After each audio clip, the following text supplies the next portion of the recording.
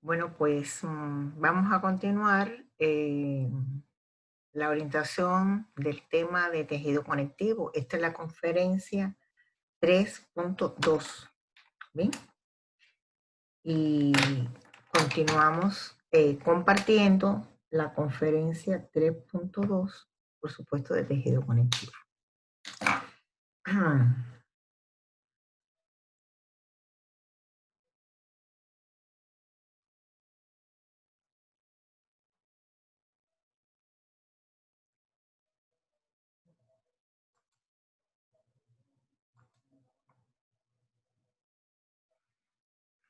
Bien. En la conferencia anterior hicimos la introducción del tejido conectivo. Hablamos de cuáles son las características histológicas generales del tejido conectivo y fuimos a la clasificación de los tejidos conectivos en tejidos conectivos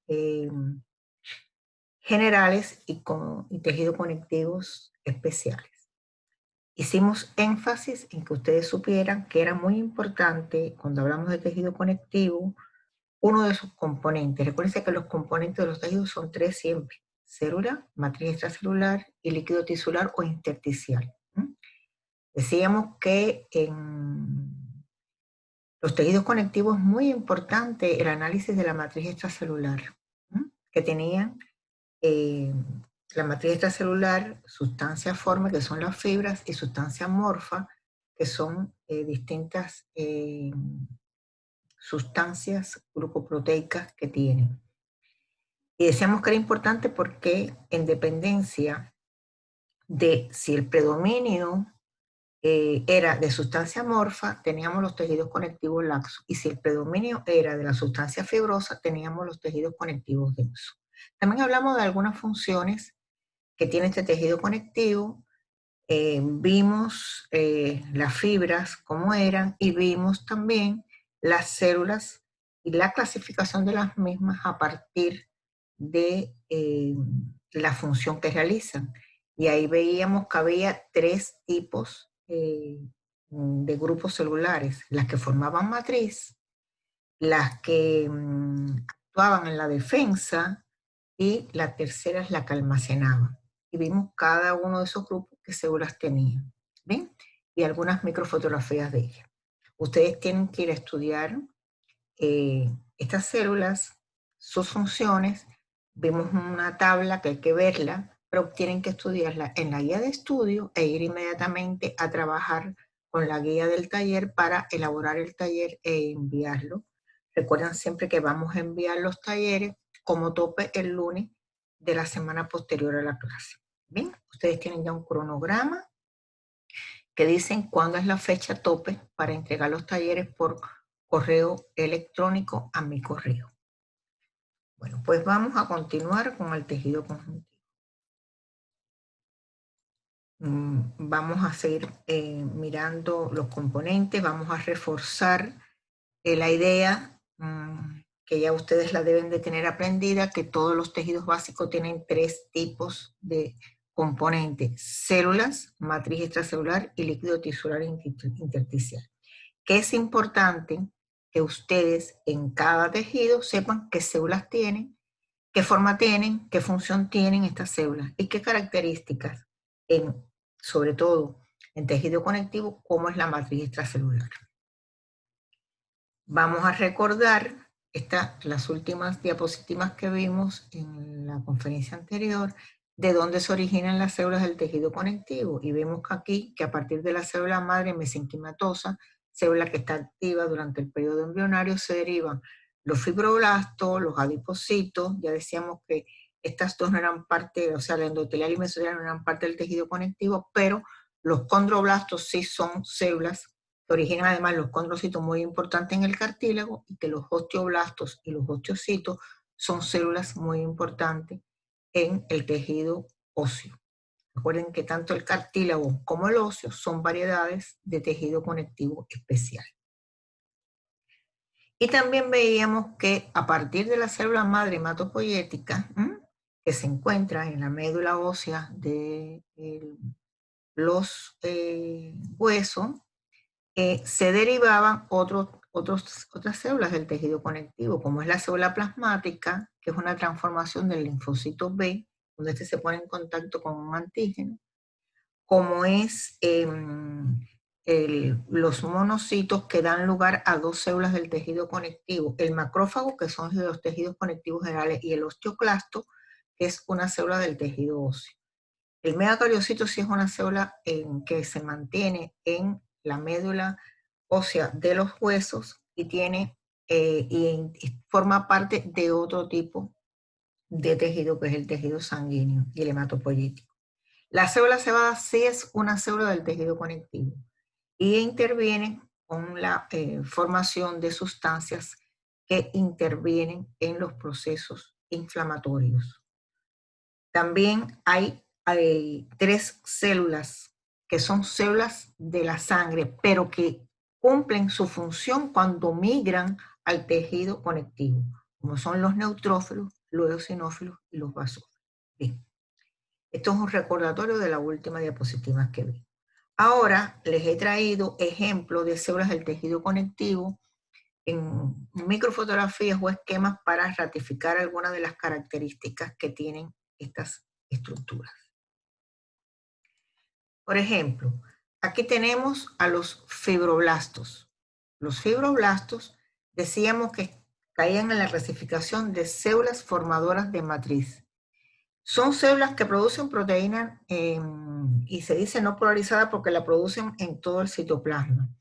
Pero es que estas proteínas que ellos producen forman tanto fibras, fundamentalmente fibras colágenas y también fibras elásticas, y también producen sustancias glucoproteicas que forman la matriz amorfa del tejido conectivo. Por lo tanto, el fibroblasto es una célula fundamental en los tejidos conectivos porque es el que está produciendo los componentes de su matriz extracelular, que si no existieran, pues por supuesto no existe el tejido.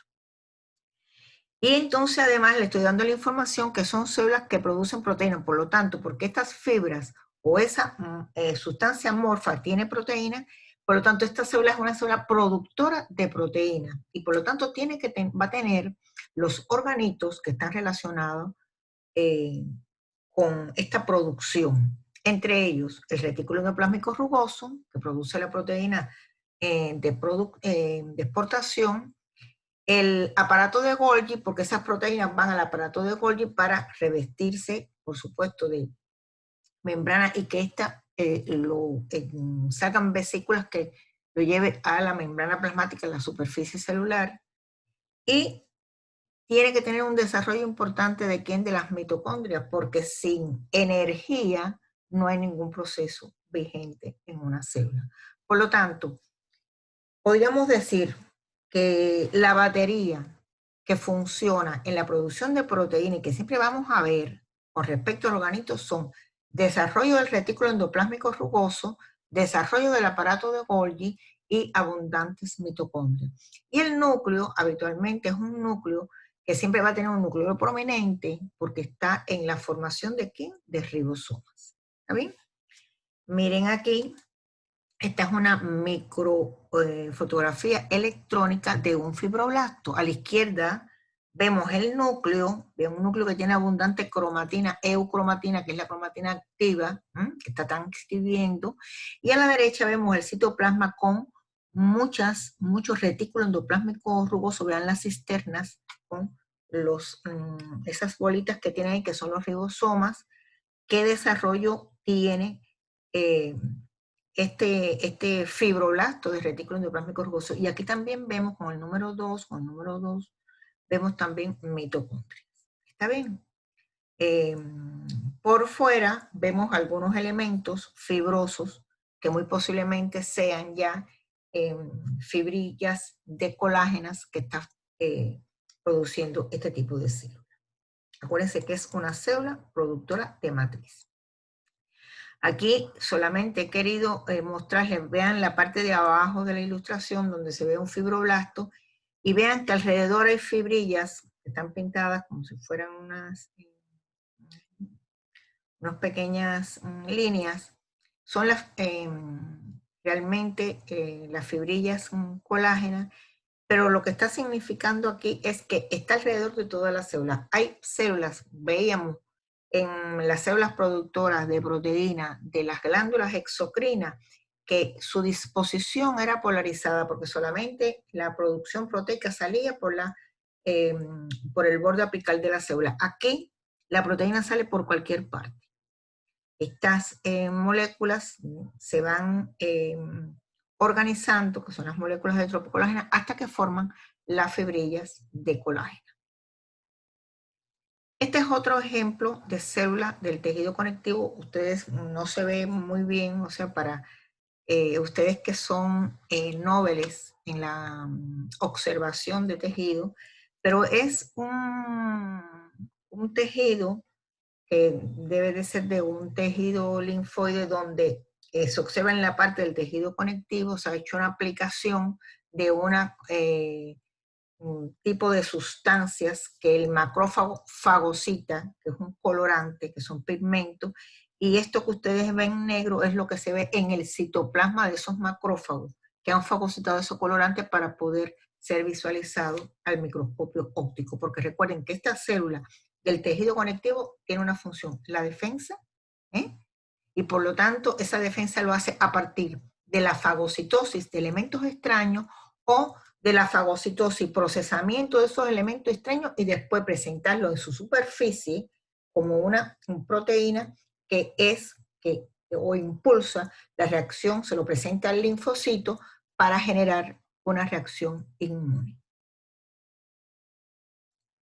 Miren aquí, esto es un macrófago al microscopio electrónico, en el centro vean el núcleo, pero en el citoplasma ven unas vacuolas, esas vacuolas son los lisosomas.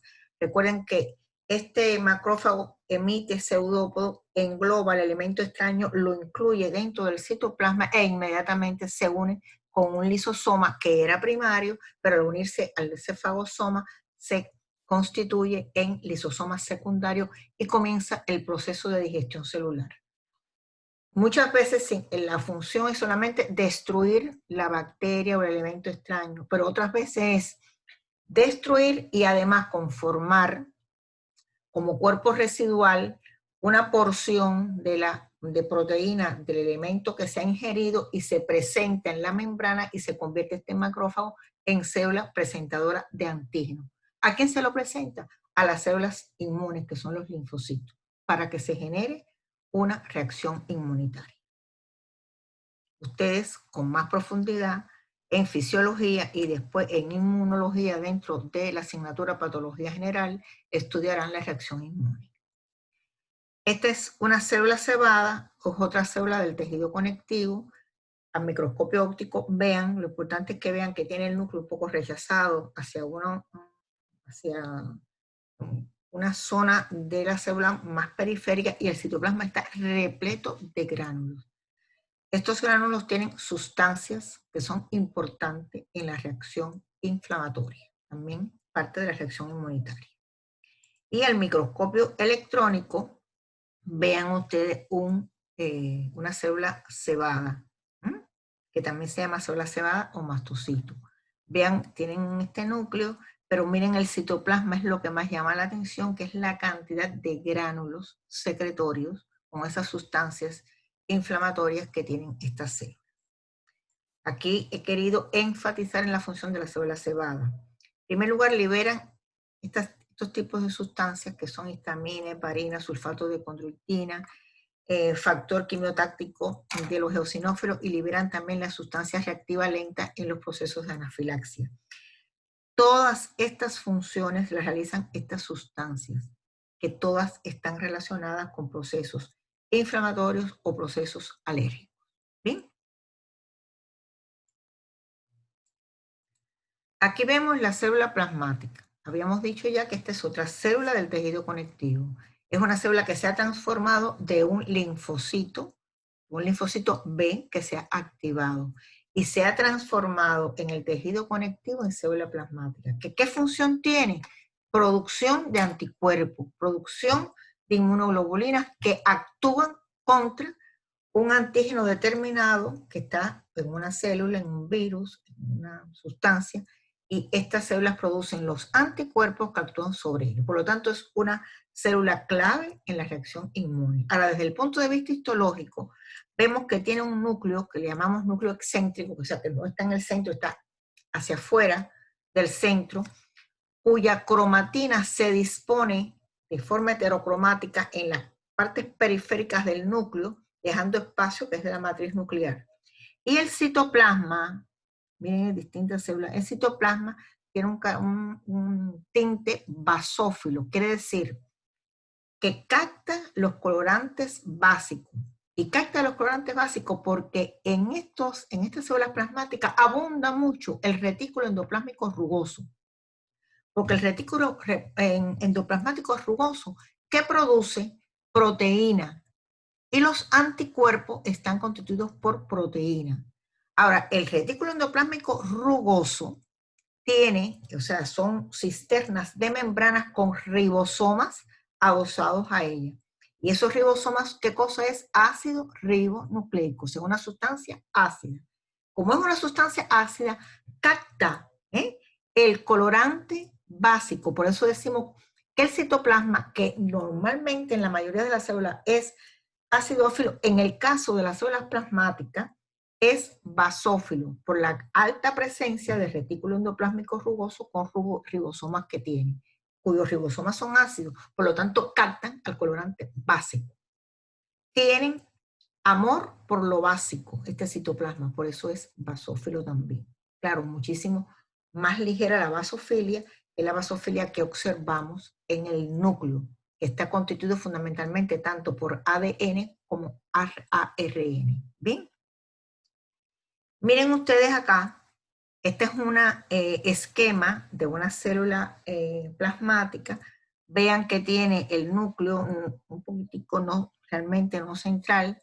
Tiene esta, vamos a ubicarnos en el núcleo. Vean lo que dice aquí, heterocromatina. Fíjense que la heterocromatina, que es la cromatina no activa, se dispone hacia la periferia del núcleo. Y brinda una imagen que se conoce en histología como núcleo en rueda de carreta. Hablando de estos travesaños que tienen la carreta y se está refiriendo en ese sentido a la heterocromatina. Pero la otra parte hay eucromatina y un núcleo prominente, que es lo característico de una célula con un metabolismo alto. Ahora, en el citoplasma, ¿qué tiene la célula plasmática? Lo vimos ahorita. La célula plasmática tiene un alto desarrollo ¿de qué? Del retículo endoplásmico rugoso, por eso es que es basófilo, porque está produciendo proteína, está produciendo inmunoglobulina, que son los denominados anticuerpos. Tiene desarrollo del aparato de Golgi, el otro elemento que es importante en células productoras de proteína. Y tiene mitocondrias, porque si no hay mitocondrias, una célula no puede ser una célula muy activa. Y esta es una célula altamente activa. Está produciendo mucho anticuerpo en las reacciones inmunológicas. ¿Bien? Miren aquí, esta célula es una célula plasmática, núcleo rechazado. Miren la disposición en el núcleo hacia la periferia de la heterocromatina. Fíjense que hay muchos retículos endoplasmicos rugosos. Miren un aparato de Golgi aquí a la derecha, para ya ir vertiendo esos elementos proteicos hacia la periferia y vean las mitocondrias que están señaladas como con M. Entonces, vamos a enfatizar en algo. Una célula que produce proteína siempre va a tener el desarrollo de retículo endoplásmico rugoso que produce la proteína, aparato de Golgi que procesa y ayuda, en muchas ocasiones le da la membrana plasmática que rodea a la proteína, y las mitocondrias que aportan la energía para el proceso metabólico intenso que se está produciendo en esa célula. Y en el núcleo voy a encontrarme un núcleo siempre casi de cara abierta con un núcleo prominente, porque me está indicando la formación constante de ribosomas. Bien, por lo tanto, donde quiera que yo esté, cuando me dicen que la función de ese tejido, de ese órgano, es producir la proteína, voy a encontrar células que tengan el desarrollo de esos organitos. Ahora, aquí he vuelto otra vez a recordar cuáles son los tejidos conectivos. Decíamos que habían generales y especiales, que los generales eran laxo, si lo que predominaba era la matriz y el componente amorfo de la matriz, o denso cuando predominaba el componente fibroso. Los laxos son 5: mesénquima, mucoso, areolar, reticular y adiposo. Les dije ahorita que los 2 primeros están ubicados en el embrión, que el areolar, que es el laxo común, es el más frecuente, el más predominante en el organismo humano. El reticular se encuentra en muchas partes, pero fundamentalmente en los órganos macizos, formando retículos o en las glándulas donde se ubican las células funcionales de esas estructuras. Y el adiposo, que es un tejido de reserva, que hay que tener mucho cuidado con él. No se puede ir a su aire. Hay que tenerlo controlado porque de una reserva necesaria que debe tener el organismo humano se puede convertir en un órgano que cuando aumenta mucho peligra, hace peligrar la salud humana. Bien, los densos, decíamos que había regular e irregular, predominan las fibras. Cuando es el denso regular es cuando las fibras se disponen de forma paralela, y cuando es irregular es cuando las fibras están en distintas direcciones. Y también hablábamos que había distintos tipos de especiales: cartílago, óseo, hematopoyético, sangre y linfoide. Cartílago y óseo lo veremos a continuación de cuando se acabe esta conferencia 3,2, y los otros los veremos en semanas subsiguientes. Ahora les he traído microfotografías para que ustedes puedan visualizar algunas características de estos tejidos. Bueno, aquí vemos el mesénquima, no vamos a hacer mucho énfasis en ello, solamente que ustedes vean cómo están las células mesenquimatosas y entre ellos matriz extracelular. Estas células mesenquimatosas tan importantes que originan a muchas de las células del tejido conectivo. El mucoso también tenemos células y tenemos una matriz, fíjense como la matriz extracelular, amorfa o fibrosa, es más abundante en relación al número de células. Recuerdan que era todo lo contrario en el tejido epitelial, donde las células era el componente predominante y había poca sustancia o matriz extracelular. El tejido adiposo está constituido por células adiposas que tienen una característica muy subgéneris. Son células, como ustedes ven, redondeadas. Están muy pegaditas, y sí están muy pegadas unas a otras, porque estas células se van llenando, se van almacenando de lípidos. Ese citoplasma se llena de gotas lipídicas que llega el momento que el núcleo, miren los núcleos cómo están, rechazados hacia la periferia. Y todo el citoplasma está lleno de una gota de lípido, y lo que queda realmente para los otros componentes, organitos, matriz citoplasmática, es un finito hilo casi alrededor de la gota de lípido.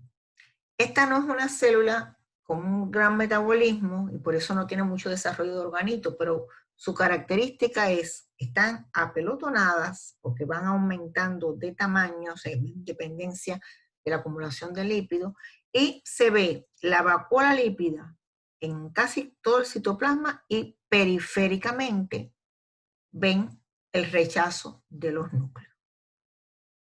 Aquí, miren, aquí tenemos una célula mesenquimatosa que da lugar, esta célula, a los fibroblastos, que siguen siendo células formadoras de matriz, y arriba da lugar al lipoblasto, es una célula adiposa joven. Este lipoblasto va cambiando porque empieza desde muy pronto a almacenar gotas de lípido. Y vean ustedes, esas gotas de lípidos van a coalescer, o sea, se van a unir y forman una vacuola. Estoy mirando aquí la célula que está, o sea, la penúltima célula, ¿no? Vean ustedes cómo el citoplasma se va replegando y la vacuola lípida va creciendo y el núcleo se va haciendo alargado y rechazado hacia la periferia. Y ya que al final vemos una célula grasa que, como ustedes ven, tiene una vacuola enorme de lípido, muy poco citoplasma y el núcleo rechazado. Ahora, fíjense que hay una doble flecha. Significa que cuando el organismo humano necesita una reserva energética, empieza a sacar y a metabolizar esa grasa y a sacarla y puede volverse a convertir en la célula tipo de lipoblasto que ustedes están mirando en el primer momento. ¿Está bien? Ahora, lo importante es no tener acúmulo excesivo de grasa. ¿Mm? Es una batalla porque, ¿qué es lo que ha sucedido? Los hábitos alimentarios han ido incrementando y el estilo de vida de la sociedad moderna se ha hecho muchísima más sedentaria, no hay una práctica como debiera haber de ejercicio sistemático y por supuesto al no haber grandes necesidades energéticas se sigue acumulando grasa y no puede ser. Bueno, aquí vemos el tejido reticular que decíamos que era el tejido, que era un tejido de sostén que estaba fundamentalmente en los órganos linfoides y en otros órganos también como el epitelio glandular conformando el órgano y dentro de ese retículo se organizan las células. Esta es una técnica que se ha hecho para visualizar lo que está en negro, son las fibras reticulares de este tejido reticular. Ahora, vamos al tejido que es el tejido más abundante en el organismo humano, que es el tejido conectivo areolar laxo. También se le llama tejido laxo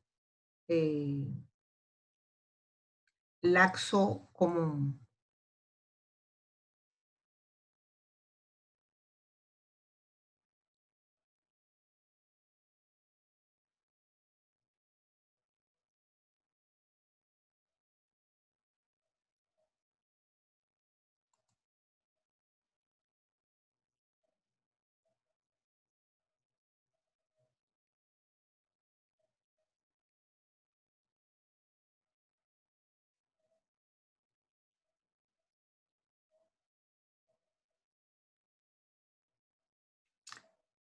Pensaba que no estaba grabando, pero sí estoy grabando, disculpen. Bueno, el tejido conectivo areolar laxo. Fíjense ustedes que es el más difundido. Es el tejido más difundido. Quiere decir que está en todas partes del organismo humano. Muy vascularizado, tiene muchos vasos sanguíneos, tiene gran diversidad de células. Se dice que todas las células del tejido conectivo que hemos hablado están presentes en el tejido conectivo areolar laxo. Tiene mayor proporción, por supuesto, de sustancia fundamental amorfa que de sustancia fibrosa. Abunda más, por eso es un tejido conectivo laxo. Miren a la izquierda cómo se observaría, es una microfotografía arreglada y coloreada del tejido conectivo laxo común. Bien, ahora vamos a ver en una lámina que ya ustedes conocen, que es la lámina que es de epitelio estratificado de la piel y debajo el tejido conectivo, donde se ubica el tejido laxo común. Fíjense que está en estrecha relación con las membranas epiteliales estratificadas en este caso. Bien, fíjense que se ven células, que son los núcleos, estos que se ven acá, pero que lo que más predomina es la matriz amorfa, o sea, la matriz extracelular con sustancia amorfa. ¿Está bien? Este tejido, recuerden que en este caso le brinda sostén a la membrana epitelial y además le brinda los nutrientes, porque el líquido tisular que sale de los vasos o capilares que están en su tejido difunde ese líquido y penetra y baña a las células de las membranas epiteliales para intervenir de forma importante en la nutrición de estas células. Si no hubiera esto, por supuesto, no hubiera vida en estas células porque no tuvieran cómo nutrirse. Y aquí tenemos otra imagen donde se ve el tejido conectivo denso-irregular. Ya la habíamos visto y la volvemos a ver. Decía que era una técnica especial donde estaba coloreada las fibras colágenas de azul y donde ustedes ven que las fibras no están paralelas, están de forma de disposición en distintas direcciones, ¿bien? Y por eso es que da la connotación y se observa como un tejido irregular. ¿Bien? Este es el tejido conectivo denso y irregular. ¿Quién predomina aquí? Las fibras, ¿bien? Dentro de la matriz extracelular. Ahora aquí tenemos el tejido conectivo denso regular, donde vemos qué cosa, las fibras colágenas de forma onduladas, pero fíjense que están paralelas, como si fueran organizadas. Por eso es que se llama, predomina la matriz extracelular, pero predomina la sustancia fibrosa, en este caso fibras colágenas, dispuestas paralelas, unas arriba de otras, y entre ellas vemos los núcleos de los fibroblastos, que son las propias células que producen tanto la fibra como la poquita cantidad de sustancia amorfa que tiene este tejido. ¿Sí? Bueno, pues esta pequeña conferencia era para mostrarles exactamente algunas características de estos tejidos y de sus células, y sobre todo que vieran imágenes al microscopio de cómo se disponen las matrices, cómo se disponen las células en este tipo de tejido. Vamos a continuar en breve con la conferencia de tejido conectivo 3,3, que es sobre tejido cartilaginoso o cartílago, y posteriormente vamos a continuar con la 3,4, que es el tejido conectivo especial, tejido óseo. Bueno, pues muchas gracias por su atención y nos vemos en breve.